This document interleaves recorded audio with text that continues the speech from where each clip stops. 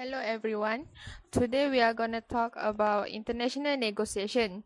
International negotiation is more complex than domestic negotiation. The negotiation steps are preparation, building the relationship, exchanging information, and the first offer, persuasion, concession, and the Step 1 is preparation. You must have extensive information on the negotiation issue. Firstly, determine if the negotiation is possible. Know what your company wants. Be aware of what can be compromised. Know the other side, which means what is their goal. Send the proper team that have experience. What is the agenda? Prepare for long negotiation. What is the environment like? And lastly is plan a strategy.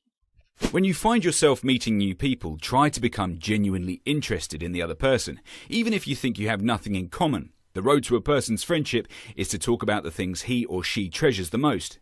Carnegie considers this to be a skill which can be practiced and improved. As you improve, you also increase your network and your ability to influence. What Carnegie was basically saying is, being a great conversationalist is about being a good listener.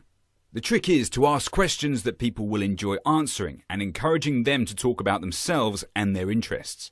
Mastering this skill will help you build trust and stronger relationships in no time. Carnegie also stressed great importance on remembering and frequently using the other person's name. He believed that a person's name is the sweetest and most important sound in any language to that person.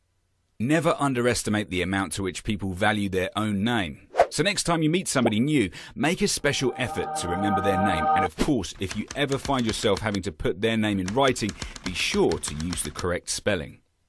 Another useful piece of advice from Carnegie's work is the guidance he offered on giving criticism. There is one sure way of upsetting other members of your team, and that is by telling somebody very directly that they're wrong. Telling somebody this and disregarding their opinion is a direct attack on their intelligence and pride. Their immediate response will be to strike back and argue their point. Instead, try asking a question which will force them to think about a different point of view and challenge their own idea. Being able to deliver criticism in a constructive way is a key skill for being a great team player. It's also worth looking at how well we take criticism. To be a good team player, you need to respect other people's opinions and not take criticism personally.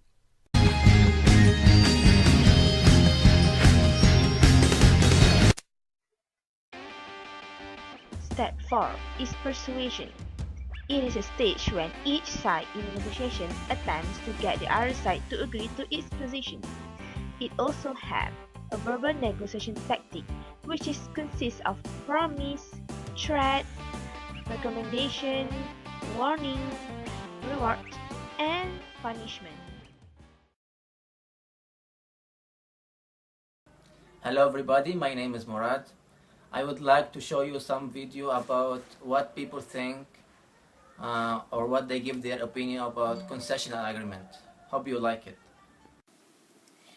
In final agreement, the parties have to make concessions.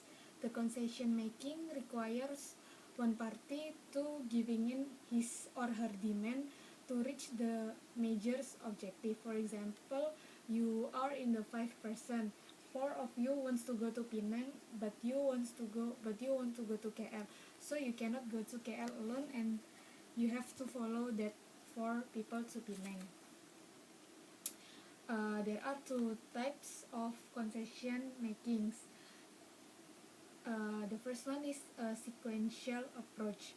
Sequential approach is applied in the North America. Sequential approach is a concession making, that is, they prefer to go through a proposed contract item by item, so that they will get the agreement on each item. In contrast, holistic approach is a concession making that their way through the entire proposed first, but until they have completed all the proposed, they discuss the contract in its entirely and make a final proposal. That is the difference between sequential and holistic approach. Thank you. What do you know about concession and agreement? Concession and agreement. Well, from my understanding, agreement is when two parties or more than two parties is agree to obey what they are agree about, and they will sign it. And concession is like operation or business that have a permission and working under contract. For example, we have here like in the water. That's all I have. Thank you. Step 7. Post-agreement.